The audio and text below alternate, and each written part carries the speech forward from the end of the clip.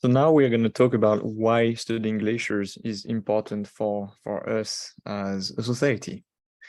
If we look at the total amount of water on Earth, so seawater, freshwater, and everything, freshwater is only 2.5% of the water on Earth, meaning that only of all that water, only 2.5% is available to grow our crops, to drink, to use in our industries, to produce energy with dams and stuff like that. And of those 2.5%, glaciers and ice caps represent 70% more or less of that fresh water. If there's one thing I want you to take away from this slide is not exactly precisely the percentages, but having in your mind understanding the order of magnitude of what we are talking about. So most of the water that we have on Earth is not necessarily directly available for our consumption. Even glaciers and ice caps have to melt away before we can use their water.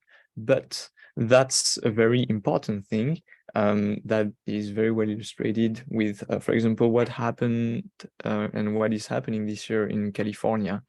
You had those atmospheric river events that have been dumping buckets of water on the state, and a lot of this water is actually not really staying in California. It's flushing and leaving quite fast back into the ocean, so away from our consumption. And that's an issue because if there's not much water, even though it has rained a lot, then you face droughts during the summer. And that's the nice thing when you have glaciers and specifically also snow, is that this water is stored at higher elevation and it is being released progressively, meaning that you have a more or less a steady influx of water into your system. So if you have a city, for example, you want to be, if you're tasked with building a city or something like that, it's interesting to put it in an area where there are glaciers around, because it's going to ensure that you have a flow of water, going into your system. And that's an issue in some areas of the world. If you take La Paz, which is Bolivia's capital, well, the city is relying a lot on meltwater from glaciers, and the glaciers are shrinking there pretty fast. So what's going to happen once those glaciers disappear, where they're going to rely much more on precipitations, and we'll have to find ways to store water outside of rainy season and during droughts, while glaciers cannot do that naturally, which is very convenient. Here are just a few examples of questions I could ask during the exams. The bonus question is pretty tough, but I will walk you through that in the next few slides. So, for example, of all the water on Earth, what percentage of it is fresh water? You can answer, for example, like 2.5%. Approximately how much of that fresh water is trapped in glacial snow and ice? That's 70%. And bonus question, imagine that this bottle here of water is 2 liters, and that represents all the water we have on Earth. Of those 2 liters, how many milliliters of fresh water that you can actually drink? So lakes and rivers. If we take the percentages of each of those components, so fresh water is 2.5% of those 2 liters, and surface fresh water is 1.2% of those 2.5%. And finally, if we only take lake and rivers, that should be reversed. They represent 20.9% and 0.49% of those 1.2% of those 2.5%. It's a bit of a of work to get through that, but basically, if you take all that, you get the answer. Just as a quick reminder for people who need it in terms of how to work with percentages. So 1%, that's 0.01. If I'm asking you to calculate 1% of 500, you're going to multiply 500 by 0.01. That's going to give you 5. If you want 10% of 500, you're going to multiply 500 by 0.1, is going to give you 50.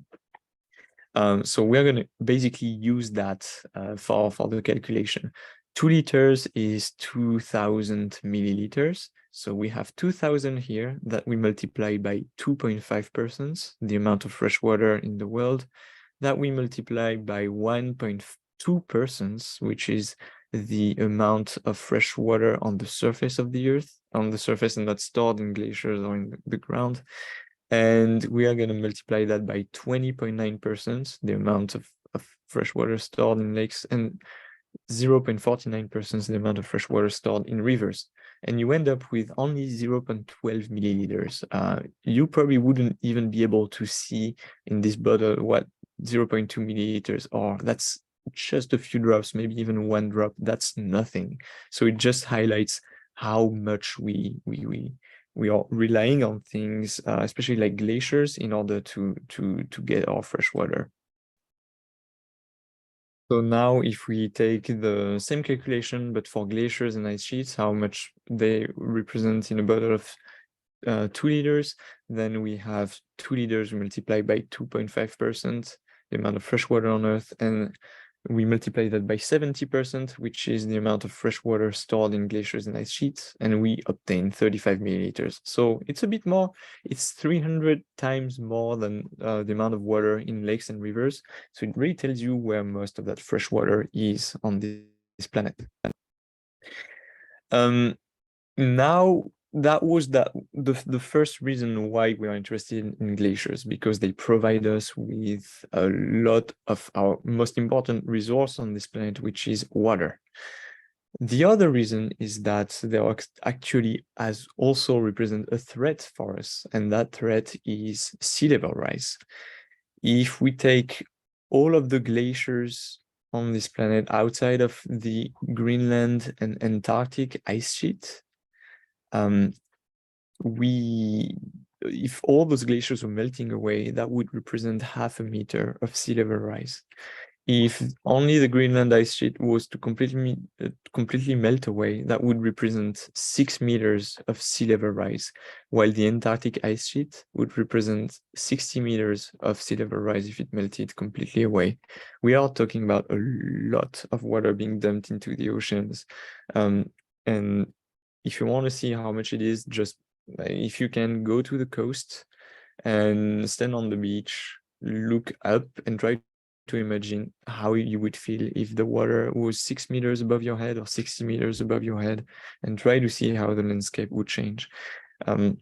That's actually something we can do in some places. We can see where the coastline would be if sea level was to rise. If we look at sea level rise in the last century, between 1900 and 2020, we can see that sea level has been rising at different pace. It's rising faster nowadays. Very kind of anecdote here is that in the 60s, there were a lot of damming projects around the world for hydroelectrical power, where people retained a lot of water at once, so the oceans were not rising as fast as they are right now. Eventually, that caught up in the 1980s. But since the 1900s, the ocean has been rising by 5.5 inches or 14 centimeters in 100 years. But if we look at the last 20 years, the ocean has been rising by 8 centimeters or 3.15 inches. That's roughly 3.3 millimeters per year. And that is a big increase compared to the last century. If you're taking those projections right now without any change, let's say we are not warming the planet anymore and things are exactly as they are right now and they just continue like that, we are talking about only 33 centimeters of sea level rise by the end of the century. This is not realistic at all. This is a vast underestimation, a big underestimation of sea level rise by the end of the century. And if you want to know the truth, this is the kind of projection we are working on every day, at least in glaciology and climatology in general, in the scientific community. We have models that are trying to assess how much sea level rise that would be at the end of the century, depending on different climatic scenarios, is the Earth. So for more or less warmer Earth, 1 to 5, 8 degrees, but also how much greenhouse gases do we have in the atmosphere, how much energy are we receiving from the sun. And what you can see is that by the end of the century, we kind of expect between 20 centimeters and a meter of sea level rise. This figure is probably already obsolete. We are gaining knowledge as we go forward in time. Every day we are learning more about our planet, and every day we are also realizing that our estimates are usually underestimates, in the sense that when we in the 2000s, when we were estimating how much of Greenland was going to melt by 2020, we were underestimating that. So we kind of have to keep in mind that we need different scenarios to cover large grounds so we can anticipate what's going to happen. Even though we can't say for sure what is going to be in the 2100s, we can act now to try to dampen those effects and basically get a better future. So yeah, that's something that we are always working on every day, and that changes all the time. So stay tuned for more news. So what kind of impacts would sea level rise have on coastal communities?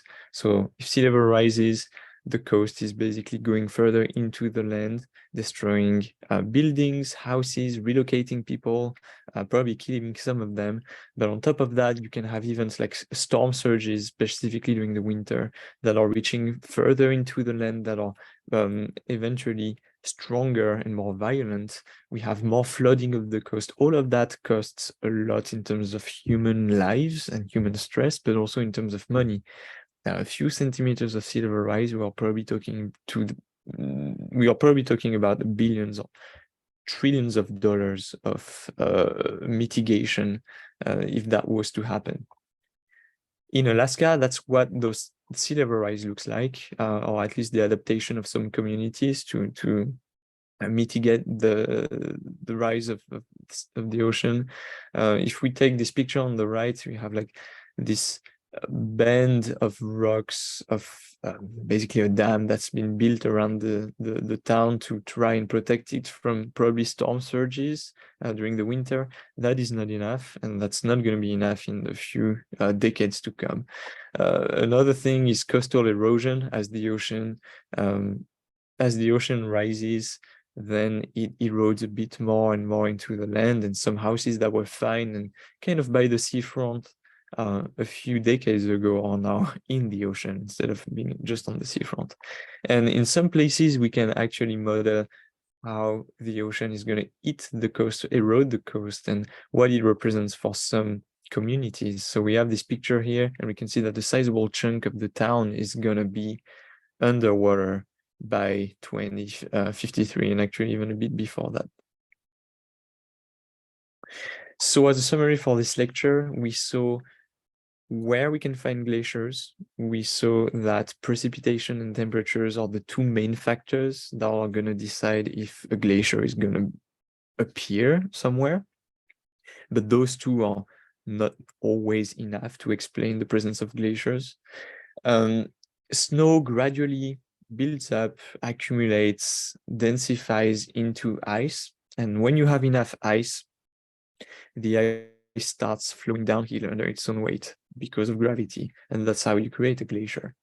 We saw the different types of glaciers around the world. You now know that the Valley Glacier is smaller than an ice field, which is much smaller than an ice cap. That is even smaller than an ice sheet. So you should be able to understand those kind of things. And we provided two reasons why glaciers are important to our society. So freshwater resource, but also risk and threats in terms of coastal erosion and sea level rise. And then I'm just going to end on this picture of the Muir Glacier in Glacier Bay National Park, Southeast Alaska. It was taken in 1941 on the left, and the picture on the right was taken in 2004. You can see that this tidewater glacier, I wouldn't say completely disappeared, but a big chunk of it just went away. We are talking about hundreds of meters of ice here. That's a lot of ice that went into the ocean and retreated all the way into the fjord.